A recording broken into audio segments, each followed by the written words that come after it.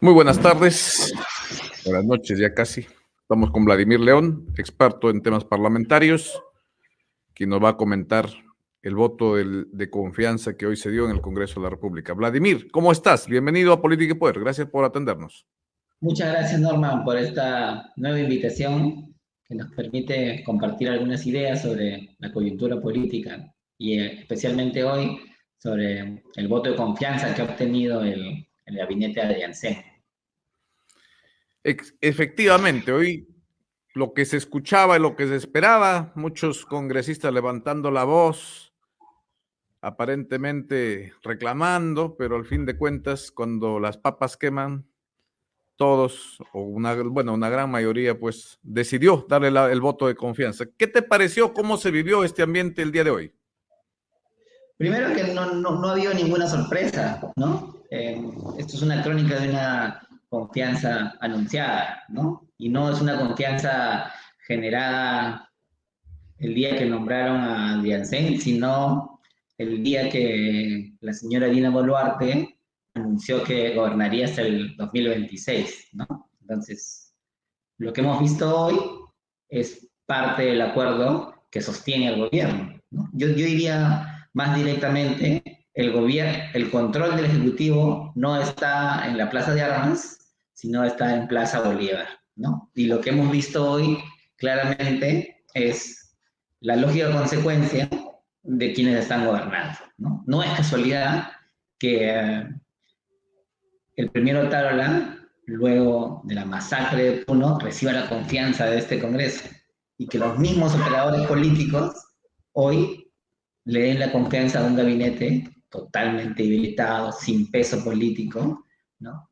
Que representan a un gobierno cuya presidenta no sabe explicar el origen de su joyero. O sea, no estoy pidiendo, ¿no?, un análisis de fondo sobre sus cuentas, hermano. Lo que le están pidiendo a la señora es que le digan quién le regaló su joyero, ¿no? Entonces, ese gobierno ha obtenido, ese gabinete ha obtenido la confianza. ¿De quién? De quienes lo han puesto, ¿no?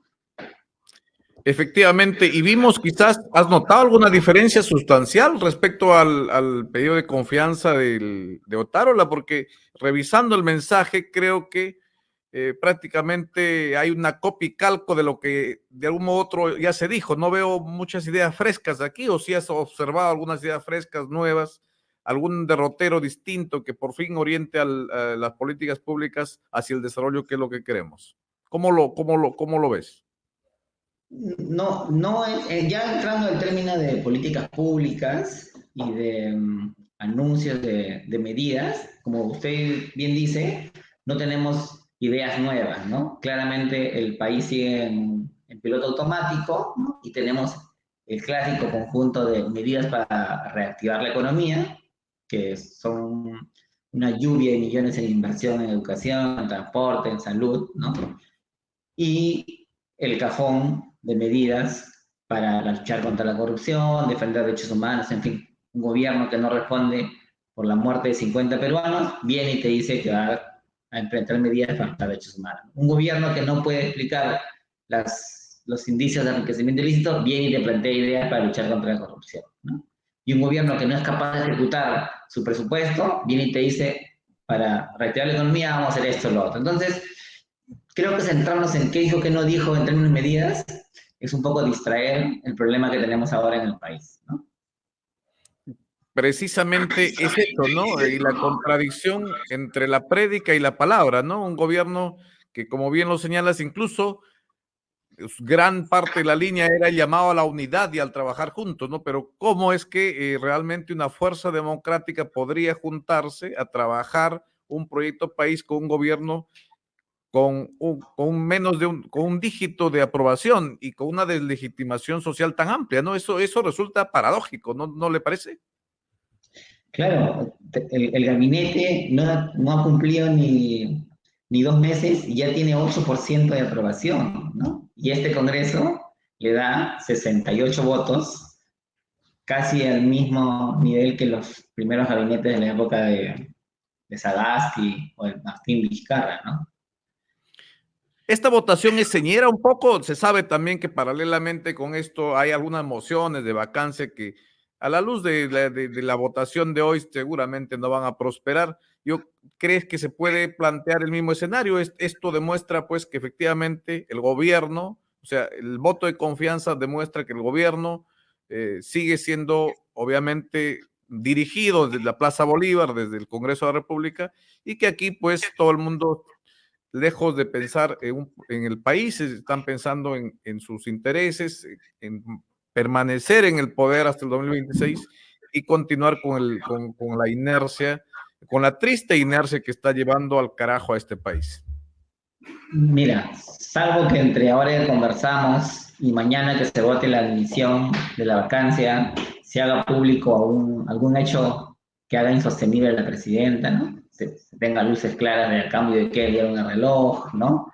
Alguien declarando yo le di el reloj para poder conseguir este u otro beneficio indebido. Salvo que eso no pase, está claro que se va a repetir la correlación de votos hoy, ¿no? Que no va a permitir llegar a 52 votos para admitirla. Y yo creo que ese es un error, incluso en el pacto de gobierno que tiene, es un error, ¿no? Porque la admisión de la vacancia permitiría que la presidenta tenga un espacio donde pueda explicar y clarificar las acusaciones que se le imputan.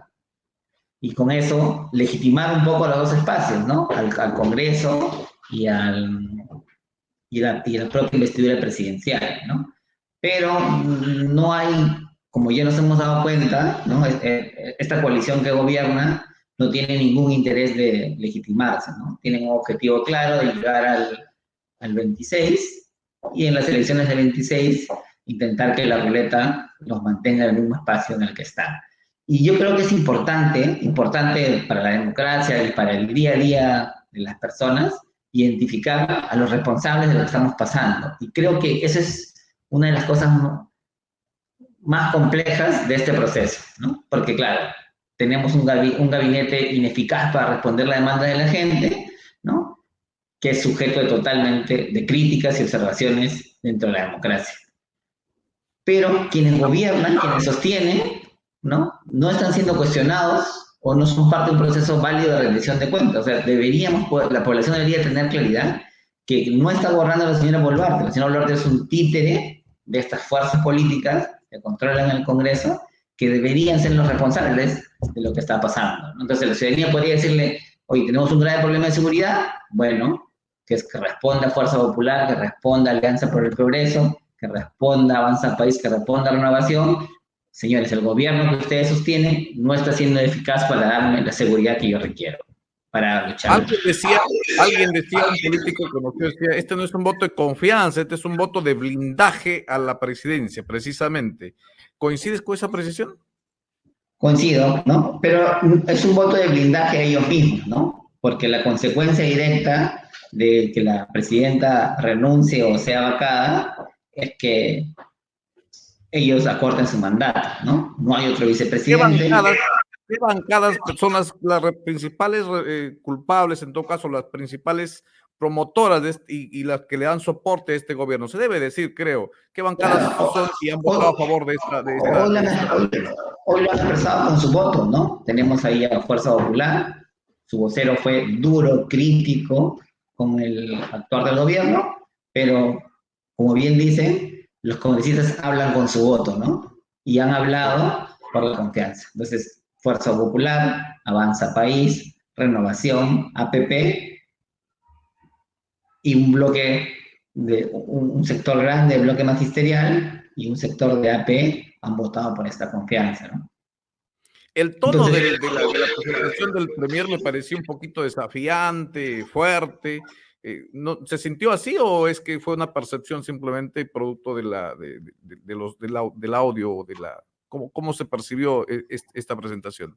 ¿Cómo fue el ambiente? Mira, desafiantes y fuertes han sido Cateriano con el Congreso 2021 u otros premier, ¿no? El de hoy ha sido un premier que no ha respondido con energía ninguna de las críticas, ¿no? Y han sido críticas absolutamente duras de todos los sectores. O sea, de los 64 votos que ha conseguido Verdes, también ha obtenido duras críticas sobre su eficacia, ¿no?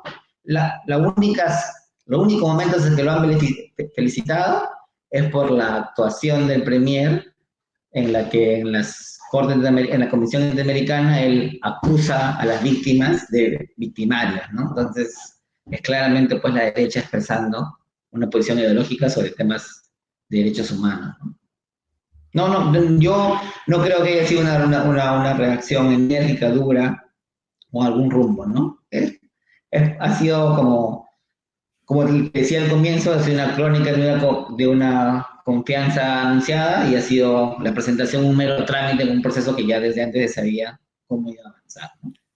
Y es un pedido de confianza que se ha hecho con una serie de pedidos de medidas legislativas, ¿no? Se ha pedido facultades legislativas para varios sectores, como el tema de calidad regulatoria en materia de inversión privada, mejora de la calidad de la inversión pública, fortalecimiento del COFIDE y el FONAFE, reducción de costo de transacción, equilibrio fiscal, tema de tributación fiscal, una serie de temas. ¿Qué tan realista ¿cómo ves tú? Yo ¿Tú diría conoces que muy bien el Estado? ¿Las medidas legislativas que ha pedido son las que el Perú necesita o...? te pongo dos grandes vacíos en ese pedido de facultades. No digo que no sean importantes las materias que ha planteado el Premier, que necesitan adecuarse, modificarse, ¿no? Y pulirse en términos de mejorar la prestación de un servicio al ciudadano, ¿no? Pero hay dos temas sensibles y vitales que obvian estas facultades. El primero es el tema de la minería ilegal, ¿no? El 20 de marzo iba a entrar en vigencia un nuevo proceso que recortaba el plazo de inscripción en el REINFO, ¿no? Porque el plazo normal es hasta el 24, hasta el 31 de diciembre del 2024, y por este decreto legislativo 1607, el 20 de marzo se acortaban los plazos. El Congreso lo derogó y tenemos todo este tiempo hasta diciembre para pensar cómo vamos a resolver el tema de la minería informal. Nada, un vacío, ¿no? El Ejecutivo promulgó la norma y no tiene ningún plan alternativo para acercarnos a un problema asociado a múltiples procesos complejos. Y otro vacío importante de esta delegación es la tributación, ¿no? He visto que hay normas sobre mejoras del Tribunal Fiscal y temas administrativos, pero somos de los países con más baja recaudación fiscal, ¿no? El gobierno de Castillo intentó pedir facultades para subir la tributación y se ha abandonado, ¿no? Entonces, creo que sin darle muchas fuerzas, hay dos vacíos importantes en este pedido de facultades. Respecto al primer punto, el tema de la minería informal, hay cientos de miles de familias y de personas que viven de esto. Sabe que es una actividad milenaria en el Perú, evidentemente, pero que actualmente pues está muy de la mano con actividades, bueno, el sicariato, con el narcotráfico y una serie de actividades ilícitas, la trata de personas, que están causando seriamente, afectando la seguridad básicamente del Estado. Me parece que también en términos de seguridad, además de decir que va a construir algunos penales, no se ha visto una propuesta fuerte, maciza, que realmente nos haga confiar que efectivamente va a haber una lucha frontal contra la delincuencia y contra la actividad criminal en el país. Precisamente el tema de la minería ilegal que usted bien menciona, pues es un tema fundamental, porque ahí está básicamente el alimento y el sustento del crimen en el país, o uno de los grandes áreas donde se sustenta el crimen en el país. ¿No le parece? Sí, mira, lo que requiere el problema que enfrentamos a la sociedad ciudadana es un shock presupuestal, ¿no?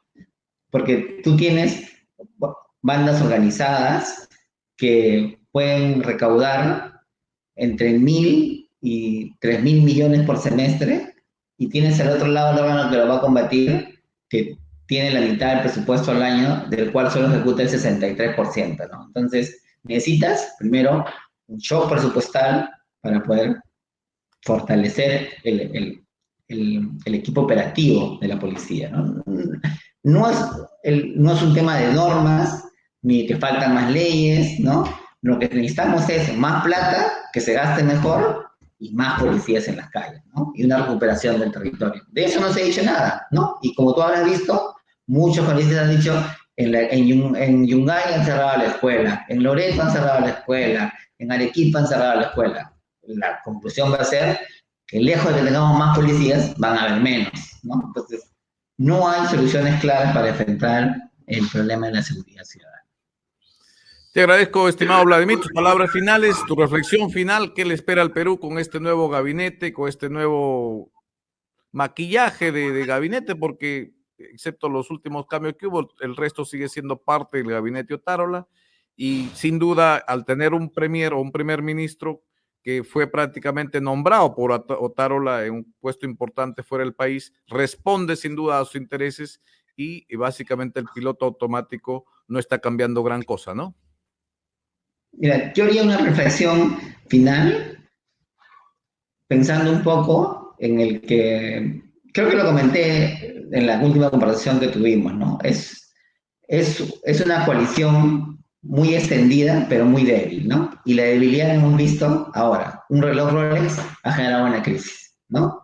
Y una crisis que ha debilitado significativamente a esta coalición organizada que controla el poder. Entonces, con toda claridad, yo te puedo decir que hoy la organización tiene menos fuerza para imponerse en el 2026 que la que tenía hace unos meses, ¿no? Y claramente han entrado en un proceso de desgaste. No te podría decir que la señora no vaya al 26, pero creo que es bueno para el país el nivel de debilitamiento al que han entrado, ¿no? Y claramente, mientras más débil sea la coalición, sus capacidades de imponer agendas son más escasas, ¿no? Y creo que este es un espacio de oportunidad que puede crear a que la ciudadanía se pueda movilizar, que otros partidos puedan trasladar un mensaje a la ciudadanía y, en fin, a través del poder darle una mejor alternativa de desarrollo al país. Ha sido con nosotros Vladimir León. Te agradezco, Vladimir, muchísimas gracias y pues te comprometo a seguir conversando en otra oportunidad. Muchísimas gracias por tu tiempo. A ti, un gusto. Hasta luego, conversamos. Hasta pronto. Chao. Muy bien, gracias por compartir y por seguirnos. Los que puedan suscribirse, les vamos a agradecer. Muchas gracias. Ha sido con ustedes el doctor Vladimir León, especialista en temas parlamentarios. Muchísimas gracias. Muy buenas noches.